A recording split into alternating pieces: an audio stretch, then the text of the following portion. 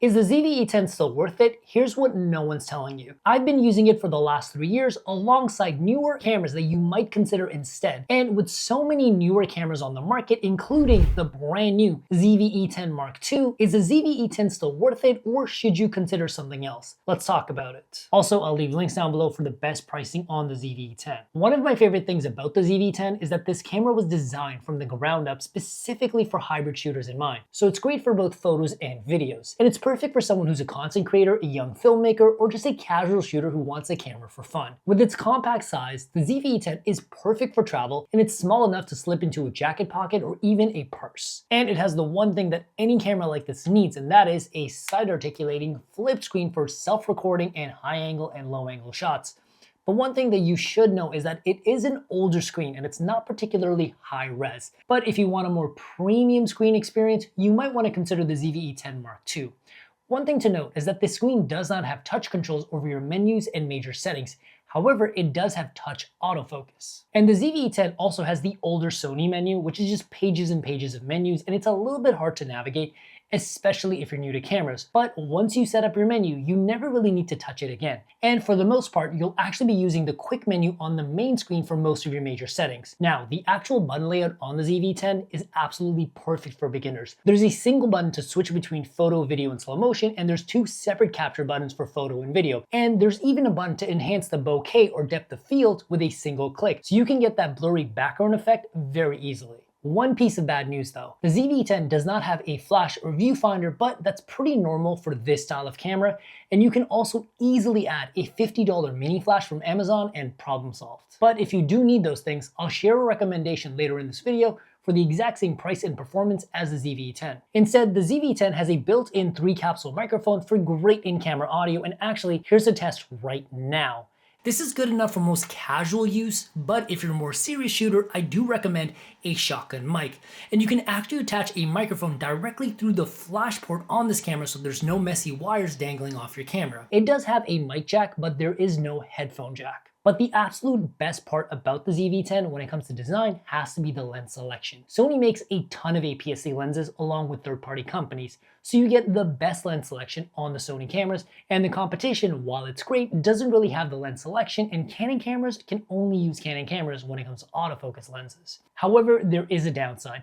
This camera uses the older and smaller style of Sony batteries that don't last very long. You'll maybe get about 200 photos and 40 minutes of non-stop video, which is fine for casual use, but if you're planning on doing an all-day shoot or something a little bit more serious, you're going to need to buy some spare batteries. And the ZV-E10 Mark II actually uses the newer, larger Pro-style Sony batteries, and that camera will last you all day without a problem. But after 3 years of use, and with so many new cameras hitting the market, does the ZV-E10 still keep up? And how do the photos and videos from this camera actually look?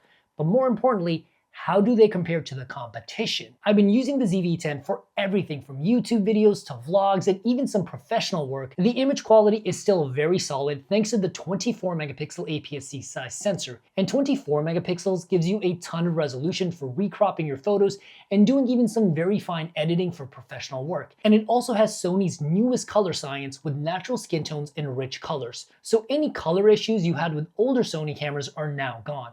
And this camera is also shockingly good in low light, as high as 10,000 ISO for photos and 3200 for video. And the autofocus is absolutely terrific. Sony is known for having some of the best autofocus in the camera industry, and despite this camera being a few years old, the autofocus is extremely reliable. And it does a good job even with moving subject matter. And it even has face and eye tracking, so the autofocus works great for vlogging and shooting yourself. And it also has product showcase mode for showing products to the camera. But there is a downside to the sensor, which I also have a solution for. The ZV-10 has a lot of rolling shutter when panning left to right. However, if you're not shooting something with intense action, you won't even notice it. And it's perfectly fine for vlogging. But if you need to fix it, you can actually fix it using the Sony Catalyst Browse software, which is free in just a few seconds. But you need to turn all in-camera stabilization off. And speaking of stabilization, this camera does not have physical image stabilization. Those cameras are usually another $500. But it does have optical stabilization built directly into the lens, and vlogging looks pretty good with it. For more serious shooters, you do have digital stabilization, but it does come with a 1.5 times crop, which does crop in or zoom into your image, so it can be a bit tricky to get wide shots in this mode. But the kit lens on this camera actually is a 16mm lens, so you should be fine for the most part. But I probably wouldn't use this mode for vlogging because you have to hold your camera out further, which is pretty tiring on the arm. But let's talk about how the photos and videos from the sensor actually look. In photo mode, it shoots an impressive 11 frames per second, which is as fast as even the more expensive Sony cameras. And 11 frames per second is about this fast.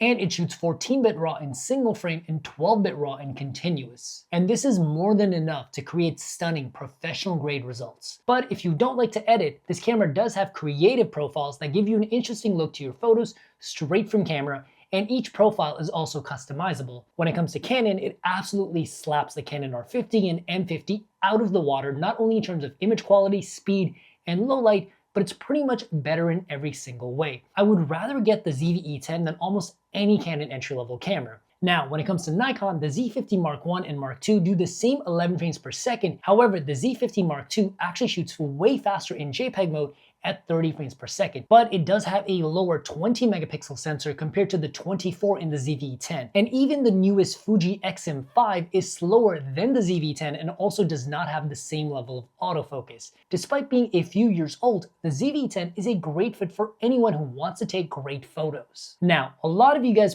probably want this for video because it is a pretty great video camera, but this is also where things get spicy, because when it comes to video, you can really see the strengths and weaknesses of this camera. It does 4K downsamples from 6K at 24 and 30 frames per second, so the 4K video really has the quality and detail of 6K.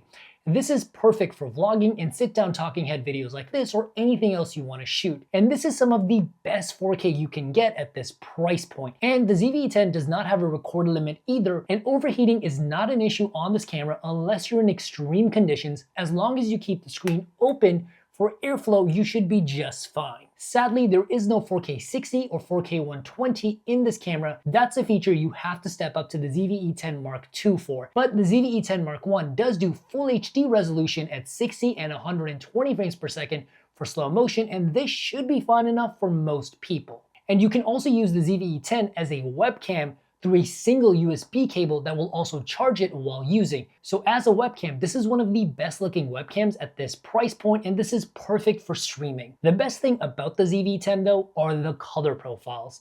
It gives you access to all of the Sony picture profiles like S-Log2, S-Log3, Cinema 1 through 4, and even HLG. So if you want to do some serious color grading, you have lots of options for workflow. However, the ZV-E10 is only an 8-bit 420 color camera, where newer cameras now have 10-bit color with 422, which gives you much more flexibility for color grading. But this does not mean the ZV-E10 colors are worse, it's just less flexible in editing. However, plenty of people have made stunning videos with this camera, so 8-bit won't hold you back if you know what you're doing. But what if you compare the ZV-E10 to a more modern video camera? Almost everything now has 10-bit color, however, those cameras are about an extra $300 to $500. The Nikon Z50 Mark II, which is about an extra $250 to $300, does have 10-bit color with Nikon log and red filmic LUTs, which give you a very filmic or cinematic look to your images. And on top of that, it also does 4K 60, but with a 1.5 times crop.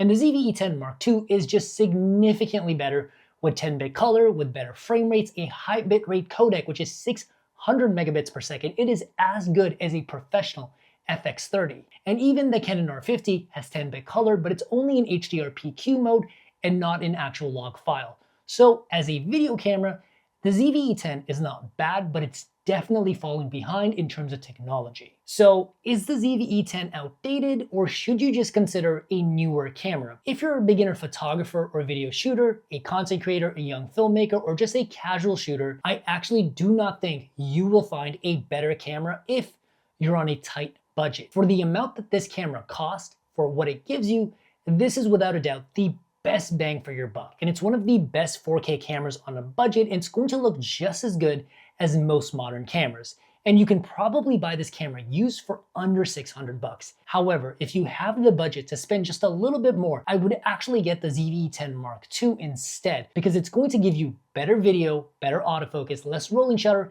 and a whole lot more and it's pretty much better than the ZV-E10 in every single way for an extra $300. However, if you wish the ZV-E10 was more of a photo camera with a flash and viewfinder, there's also the Sony a6400. It's pretty much the same camera, but in a photo-oriented body with a viewfinder and a flash, and it should not cost you anything more. But whether you're getting the a6400, the Z50, the ZV-E10 Mark I or Mark II, you want to make sure you get the best deal possible, and for that, check out the links down below, and I will see you in the next video. Peace.